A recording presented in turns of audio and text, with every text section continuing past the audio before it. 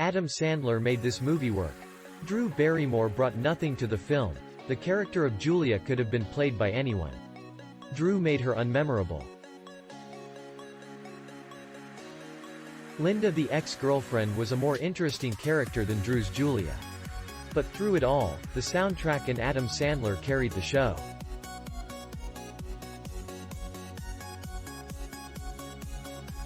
As expected.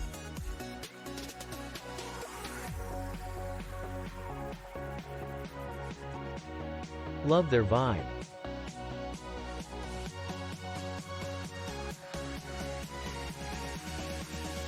Who doesn't live this movie?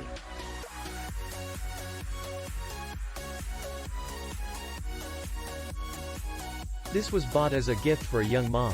She likes this movie.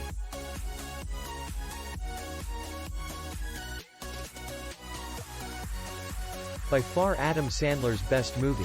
He's a charming, likable character and not a man-child idiot like he usually is.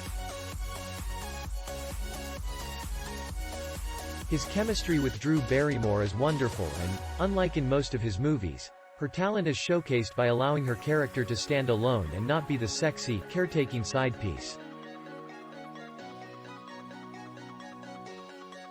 The laughs still hold up after all this time, and I quote it to this day. The typical jokes he goes for typically don't age well.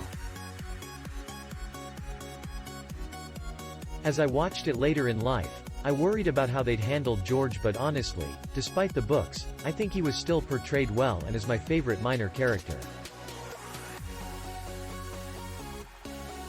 If Adam Sandler made an album of songs like the one his character wrote, I'd download it today.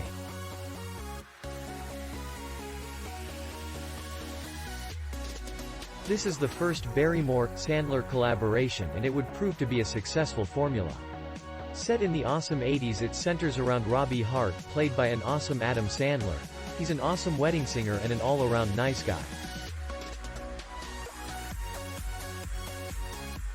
He's engaged to be married and ends up left at the altar. He ends up beginning a friendship with a waitress named Julia, played by a lovable Drew Barrymore, who's engaged to a douchebag. They of course end up falling for each other and hilarious problems ensue. The film is truly a perfect romantic comedy. No matter how many times I watch it, I still get so into it. Hilarious, heartfelt and classic. Budget: $18 million. Box office: $123. 3M 9/10. A perfect blend of his insecure charm, silly singing and wacky supporting cast. It's sad that none of Sandler's other films were ever this enjoyable.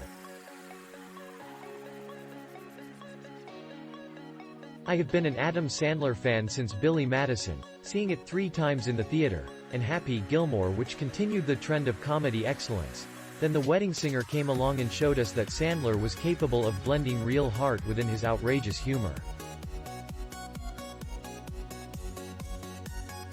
The key to this film, and the first 2, is that unlike his later efforts, the cast does not consist solely of the Happy Madison gang, aka friends of Sandler.